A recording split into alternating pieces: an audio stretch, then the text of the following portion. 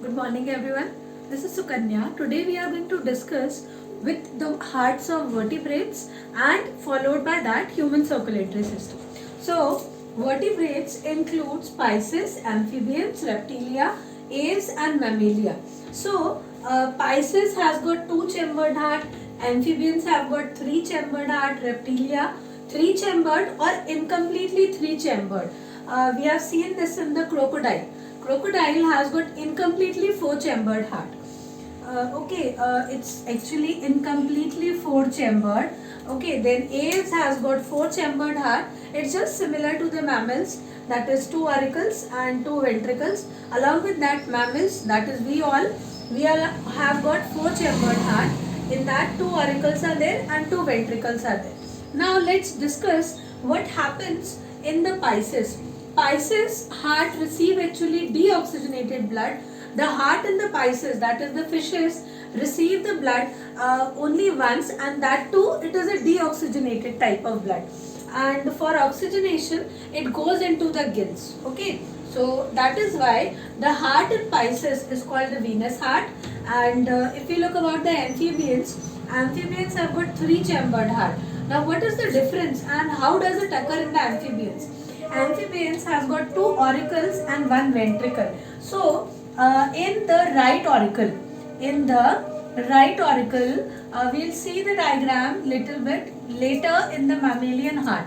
So right auricle receives the deoxygenated blood and the left auricle receives the oxygenated blood. So what happens basically is, but these two blood, deoxygenated and oxygenated, get mixed into the ventricles and it is then transported to all parts of the body. So in amphibians and as well as in reptiles, this type of circulation occurs. Right auricle receives the deoxygenated blood, then it goes for oxygenation, and left auricle receives oxygenated blood. But during the time of distribution in the body from the ventricles, it goes mixed. So that is why the circulation in the amphibians is called incomplete double circulation, as well as in the reptiles also it is called incomplete double circulation. Now aves and mammalia have got the four chambered heart, and there are two auricles and there are two ventricles, followed by the hearts of mammals, two auricles and two ventricles. So we can say that evolutionary process has occurred in the development of a heart. So we have developed, a heart is developed from the heart of Pisces, and with the help of evolution it converted from the two chambered heart to the four chambered heart. So now let's get started for the human circulatory system. So in the human circulatory system, we have already discussed about the circulatory fluid, which is going to be transported or circulated in all parts of our body. Then we have discussed about the blood vessels, which were the arteries, veins and capillaries. Now we will discuss the discussion, or we'll start with the topic of a human heart. So let's start the diagram of a human heart. As you all know, the human heart, we can draw it like this. Okay, it's little bit the heart. This is the diagram of a heart, you can say. We'll just complete it. Okay, so this is suppose the ventricles and all. Then we'll draw it in a manner like this. Okay, so what is going to happen is, so this is basically the apex. Okay, this is the apex and this is the base. So where it is located, how it is, that we are going to see later. So this is your right auricle. As we know that there are two chambers, so this is the right auricle. First we'll complete the innermost parts, and this is the left auricle. Auricles are always called as receiving chambers. Then this is your left ventricle. This is your left ventricle, and this is the right ventricle, and followed by that, here we'll have the left ventricle. So the wall of auricles, we'll discuss it later. Just have a look at the diagram. Now the auricles are going to open auricles are going to open here, just a minute, this type of diagram it should be. So auricles are going to open in the ventricles, and here we can say that here it is an opening which we call as auriculoventricular aperture. We will write it as interauriculoventricular aperture. Okay, and in the same this direction also we have got we will not write complete, intraventricular aperture. So here we have, now it is always must that the blood from the auricles will always travel to the ventricles, in the right direction also and in the left direction also. So this is guarded. This is guarded by a wall-like structure, and in the right side we have got the tricuspid valve.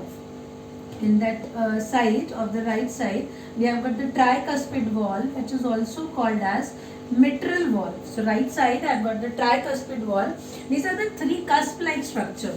If you like to draw them, it will appear like this. Okay, so this is a valve which is present on the right side, which prevents the backflow of blood from the ventricles to the auricles. As we all know that blood always travel from auricle to ventricles. Then we have this right side, so it is also having an aperture which is interauriculoventricular aperture, and the blood has never to travel from the ventricles to the auricles. So it is again prevented by a valve which is called a bicuspid valve.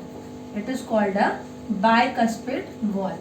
Okay, so now what happens to the blood vessels?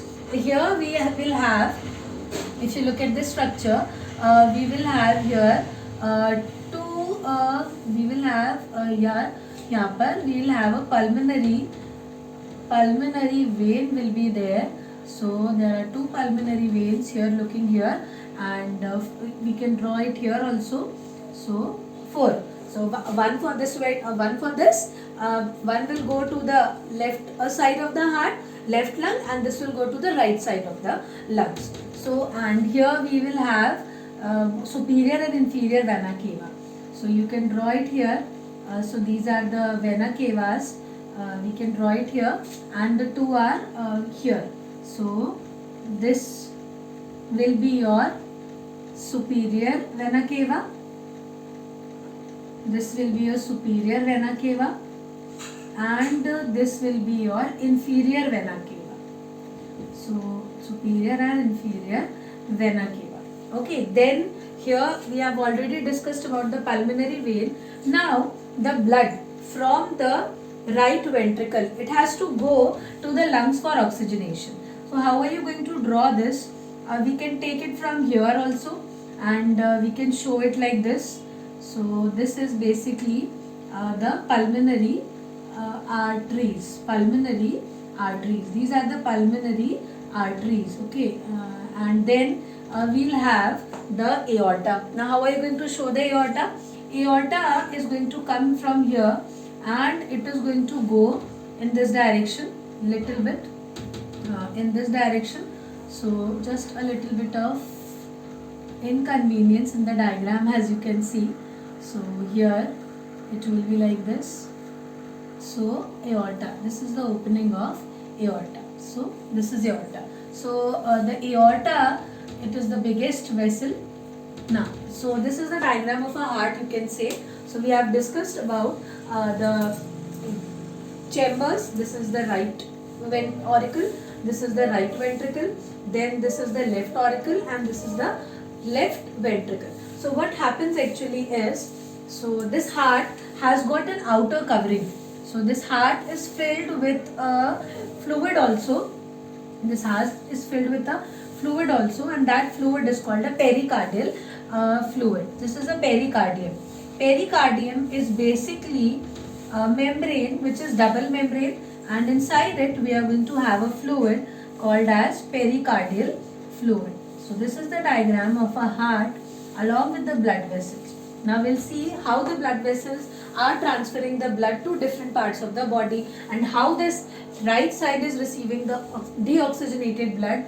So your heart is just like a closed fist. Okay, when you just close your fist, just suppose this is your fist and you are closing it. So this is the heart. This is the size of your heart. Now it is just between present between the lungs. Present between the lungs. So that is it is just present in the left lung side, and the position where it is present, it is called mediastinum. The position which is present, it is called mediastinum. Everybody used to say that the heart is located on the left side, but it is not so. That slightly the apex portion, this apex portion is slightly tilted on the left side of our body. So it appears as if it is present on the left side, but it is not like that. And your heart is highly protected with the rib cage, and we can say it is covered with the lungs also, and from the lowest portion we have the diaphragm. So all of these things are going to protect your heart. Now let's see how is the blood entering into the heart and which are the blood vessels that are leaving the heart, that we are going to discuss it right now. Now this is suppose the left side, or this is the right side of your heart, and this is superior vena cava, and here we have got the inferior vena cava.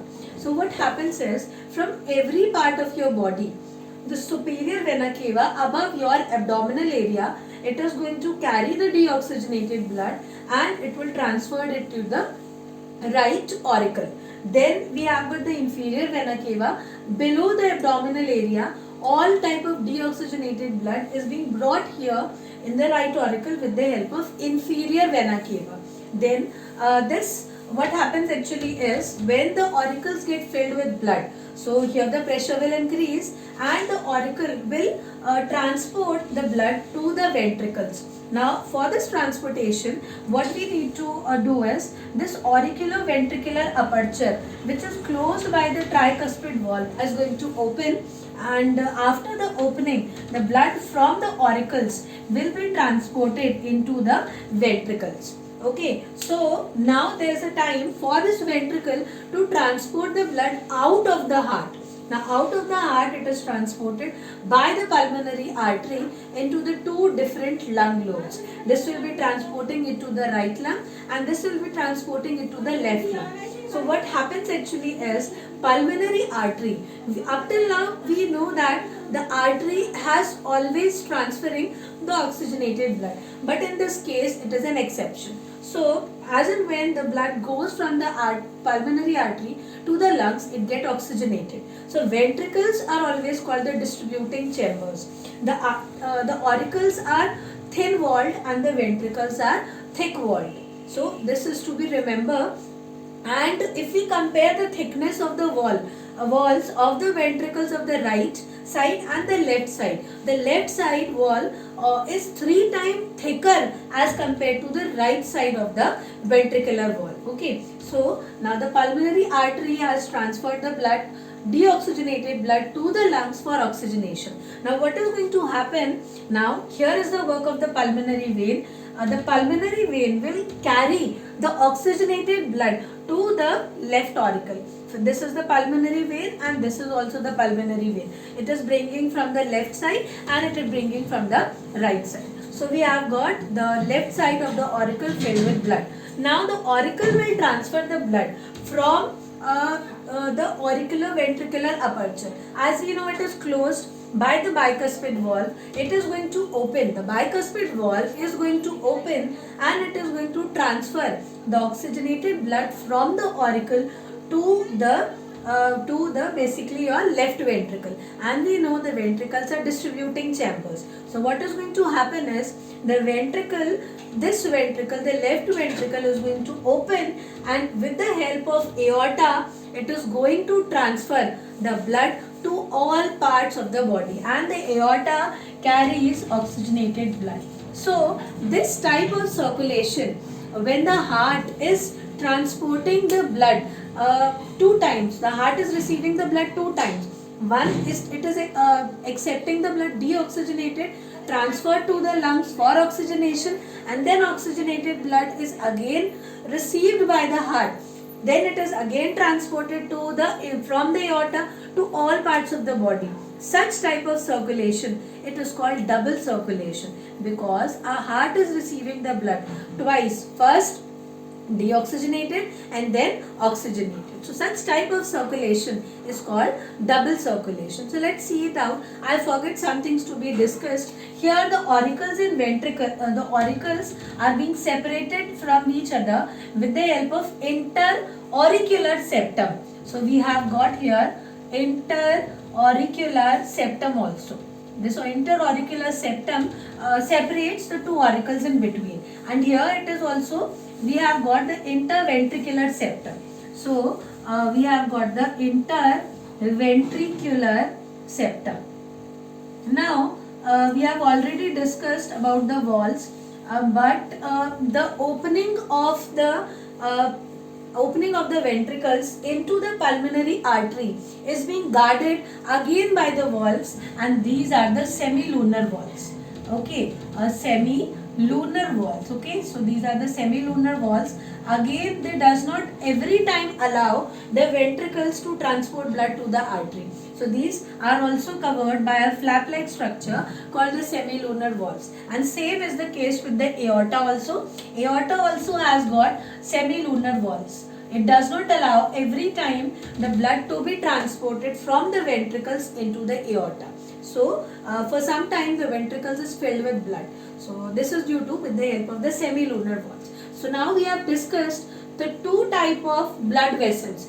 The two type of blood vessels, that is the blood vessels which are bringing blood to the heart and away from the heart. So which are the blood vessels which are bringing blood to the heart? They are the superior vena cava, inferior vena cava and the pulmonary vein. So they are bringing back blood to the heart. Okay. And the two blood vessels which are taking blood away from the heart, who are they? They are the pulmonary arteries and the aorta. Pulmonary arteries and the aorta are taking out blood away from the heart. Okay, so we can say that these type of circulation, this type of circulation. So if you look at the right ventricle, and if you look at the right ventricle, and if you look at the left auricle, they are involved in the systemic.